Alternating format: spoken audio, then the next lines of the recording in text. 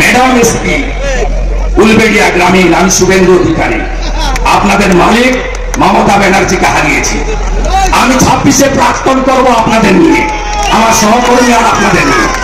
আর এই police officer তারা শ্যামপুর এবং আমার মিটিং নিয়ে যা করেছে, 15 মাস পরে সুদ আসলে উইথ পেনাল ইন্টারেস্ট আমি এর হিসাব তুলব। আমি লক্ষণ শেখকে ভোটে হারিয়ে নির্বাচনে পাঠানো লোক। কলকাতা থেকে আমাকে হারাতে এসেছিল মমতা ব্যানার্জি, আমি ওকে 1956 ভোটে হারিয়ে দুটো নদী পার করিয়ে কলকাতা পাঠিয়েছি। আমি করে দেখাবো। আপনারা শুধু এখন নন্দীগ্রামে আমাকে 65% হিন্দু এক করে ভোট দিয়েছিল, মমতাকে হারিয়ে দিয়েছি। এবারে 72% হিন্দুকে এক করেছিলাম। অভিজিৎ, আগামী নির্বাচনে পশ্চিমবাংলায় 80% হিন্দু যদি এক হন, বাকিটা করার দায়িত্ব আমার এবং আমাদের। বিশ্বাস রাখবেন, ভরসা রাখবেন। সকলকে নমস্কার। অমিত শাহ আছে, থাকুন আমার সঙ্গে। হরিয়ানাতে সব হিন্দু এক হয়েছে। हरियाणा का जीत हमारी है, झारखंड महाराष्ट्र की बारी है। औरंगजेब, चेंगिस खां, अफजल खां, बाबर থেকে শাহজাহান, এই মোগল পাঠানদেরকে আমরা সরিয়েছি। আমরা শান্তি চাই, সম্প্রীতি চাই। আমাদের উপর আক্রমণ হলে হিন্দু এবার তাকত দেখাবে, এই কথা বলে আমি সকলকে ধন্যবাদ জানিয়ে।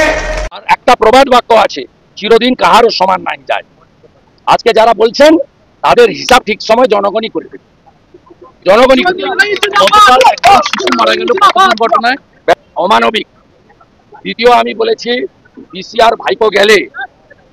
ভাইপো গেলে ইস্টার্ন বাইপাস থেকে এয়ারপোর্ট কি অবস্থা থাকে দেখে আসবেন। আগামীকাল মাননীয় পিসি যখন উত্তরবঙ্গ থেকে নামবেন দমদমে, আপনি আপনার 4টে ক্যামেরা নিয়ে লেকটাউন, বাগুইহাটি, চিংড়িঘাটায় থাকবেন, দেখবেন কি ট্রাফিক থাকে। এই রাজ্যের পুরো ব্যবস্থাপনাটা, পুলিশের কাজটা হচ্ছে পিসি ভাইপোর সেবা করা। এখানে যেমন পুলকের ঘরে বাজার করে এখানকার এসে, আর যত গরু হাঁটিয়ে হাঁটিয়ে আনা হয় ঝাড়খণ্ড থেকে, সব গরুকে উলবেড়িয়ার ঘাট আর এখানে গাদিয়াড়ার ঘাটে এখান থেকে নৌকায় তুলে ওই ভাইপোর ডায়মন্ড হারবার দিয়ে গোসাবা হয়ে বাংলাদেশে বিক্রি করে। আর পুলিশ পার গরু 2000 টাকা করে তোলে। রাত্রে চলুন আমার সঙ্গে, সারা রাত ধরে হাজার হাজার গরু নিয়ে যাচ্ছে হাঁটিয়ে হাঁটিয়ে। ফাইনালি পাইনি, তবে পুলিশ ভার্সেস ভারতীয় জনতা পার্টি হয়েছে। শুধু হাওড়াতে কিছুটা আইএসএফ সিপিএম লড়ার চেষ্টা করেছে, পারেনি খুব একটা। বাকি সর্বত্রই, হাওড়াতেও বিজেপি লড়েছে মূলত হিন্দু এলাকাতে, আর বাকি জায়গায় ভারতীয় জনতা পার্টির কর্মীরা লড়াই করেছেন এবং বুথগুলো লুট করতে পারেনি। তবে যে কায়দাতে পুলিশ গতকাল বিকাল থেকে ভারতীয় জনতা পার্টির পোলিং এজেন্টদেরকে গ্রেপ্তার করা, ভয় দেখানো, চমকানো, থানায় বসিয়ে রাখা। মেদিনীপুরে তো আমাদের রাজ্য কমিটির সদস্য ধীমান কোলে অ্যারেস্ট হয়েছে, মিথ্যা মামলায় ফরওয়ার্ড করেছে। 25 জনের বেশি পোলিং এজেন্টকে গ্রেপ্তার করেছে। ওখানে ধৃতিমান বলে একটা ভাইপোর চাকর আছে, ওই করেছে। আর রুদ্রাংশু বেরা দাঁতনের নেতাকে রিমান্ডে চেয়েছে 5 দিনের জন্য, ও স্ত্রী হাইকোর্টে রিটও করেছে। ঠিক একইভাবে একজন আদিবাসী প্রার্থী রাহুল লোহার, তার গাড়ি ভাঙা হয়েছে, তার সঙ্গে থাকা লোকেদের উপর আক্রমণ করা হয়েছে এবং কিভাবে সন্ত্রস্ত করা হয়েছে তারপরেও আমরা রিপোর্ট নিচ্ছি। গত 4টি উপনির্বাচনে তৃণমূল যে ব্যাপকভাবে হিন্দু ভোটারদের আটকে ছিল, এবারে আংশিকভাবে হয়তো সফল হয়েছে, কিন্তু ওই একই কায়দায় রানাঘাট, বাগদা, রায়গঞ্জের মতো সম্পূর্ণ হিন্দু ভোটকে আটকাতে পারেনি। হিন্দুরা প্রায় 70% বেরিয়ে ভোট করার চেষ্টা করেছেন এবং ইলেকশন কমিশন, অবজারভার এবং এখানকার সিও মমতার ক্যাডার আরিজ আফতার, এদের ভূমিকা অত্যন্ত জঘন্য ছিল। ক্ষেত্রে ক্ষেত্রে সেন্ট্রাল ফোর্সের ভূমিকা ভালো ছিল, বিশেষ করে তালডাংরা এবং মেদিনীপুরে, কিছুটা নৈহাটিতে। কিন্তু সেন্ট্রাল ফোর্সের ভূমিকা আমরা দেখতে পাইনি সিতাইতে, হাড়োয়াতে, মাদারিহাট। তাই সামগ্রিকভাবে এই জানকারিগুলো, ইনফরমেশনগুলো আমি আপনাদের দিচ্ছি। কিন্তু আসল নির্বাচনটা 26-এ হবে এবং 26-এর নির্বাচনে আমাদের রাষ্ট্রবাদী এবং সনাতনীদের কাছে গণতন্ত্রের ডু অর ডাই, আমরা সেটা করে দেখাবো।